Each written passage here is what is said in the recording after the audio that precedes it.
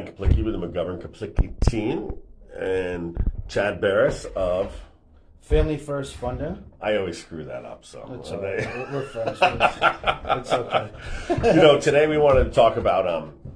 I had a couple people ask me what is it a good time to buy versus renting and everything else, and I thought that would be a really good thing to talk about today. Just so from an interest rate perspective, I had a buddy of mine call me and say, "Hey, I don't think I'm renting a 3-bedroom house. It's costing me $3,000 a month, but the interest rates, we think that the market's going to go down, and I want to wait, but the interest rates are so high right now." So, what are your thoughts on that? It seems like that's the number one objection of the media today, right? So, prices are going astronomical. Renting is a safe space, right? So, common sense is like we're talking about inflation. Well, the person who owns the property, whether it's the management company or the actual house, everything's going to start going up. The fuel prices, the maintenance prices, and so is the rent. So, like, the major thing that we're talking about, is it a good time to buy, right? Because are the house prices coming down? What are the rates doing? And everybody's saying like the rates are so high right now. I'm not, I gotta wait for them to come down or the house prices to come down. And then you hear other people, grandma and grandpa's generation. Well, I was buying, when the rates were 15%. Back in the 80s. Well, the houses prices were lower, but also income levels were lower. So at the end of the day, it's probably the same where we are now. We just spend more as a society. Sure. And if we cut back on other things, it's not that bad. So I think we were doing like this quick example, right? Let's take a $300,000 mortgage. With the rates today, figure $2,000 a month. That's around 7%, right? Yeah, it's about 7%. Sure. So let's say the market came down and that $300,000 mortgage wound up being $270,000. Because right now we're projecting the market. We're actually at the height of the downturn, I believe. We're starting to see days on market climb a little bit. We're starting to see inventory grow a little bit. Show to pens are going up. So I could argue that the house prices are going to go down. So if it decreases 10%, I can save $30,000 on a $300,000 house in next year.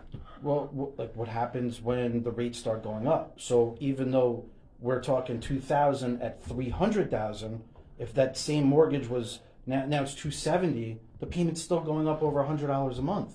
But you could always change the rate with a refinance. Nobody stays in a mortgage for 30 years and never touches it. Whether life changes, they sell it, they're taking cash out, there's an equity, life circumstances, something's going to change. But at least they have a house. So basically, plus you got write-offs. So basically what I'm hearing is that, right now is a great time to buy, even with the rates being high. Mm-hmm. And even if the market, if I buy at a number and the market depreciates a little bit, because number one, if the rates go up, you're protected, right? If the rates go down, all I got to do is call you and say, I'm going to refi. Yeah. Right? Yeah, 100%. So that sounds like a win-win.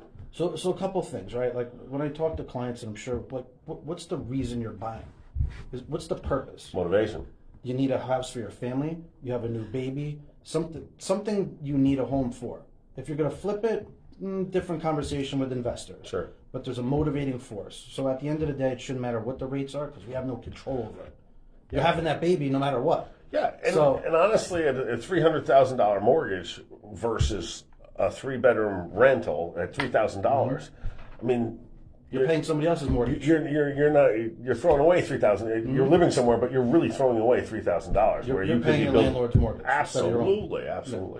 So and at the end of the day, the mortgage companies and the hedge fund money and the banks know what's going on. Obviously, nobody's oblivious.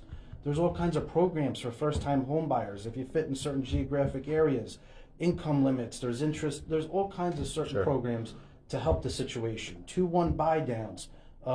Mortgage companies have adapted because if we're not selling homes and we're not selling mortgages, you have to create the product. We have to create the product. Sure. And we're seeing buy downs from sellers too now, as the market gets a little bit more competitive. 100%. So 100%. Either way, we can show some examples next time. We'll go from there. Yeah. So what we were talking about is showing the audience, on the next live that we're going to do, is true examples of what the market's doing. Because I think now more than ever, people need to see things concrete visualizations. I mean, we could sit here and Yeah, talk. I don't. I like to see numbers. Yeah, and then You so know? does everybody else. So I think How next much time, is it costing me? What's the difference? Yeah, This, that, and the other. 100%. But Cool. as experts, been in the business, 20 plus years. We're here for everybody and questions. We encourage. So how do I get a hold of you? Well, I know how to get a hold of you. All But how you do do is text me. Oh, it's Brian. So yeah, Chad Barris. I'm Family First Funding. My phone number is 917-439-7336. We'll put a little link. Sure. Down there, yeah. or up there, or over here. Somewhere Yeah. else.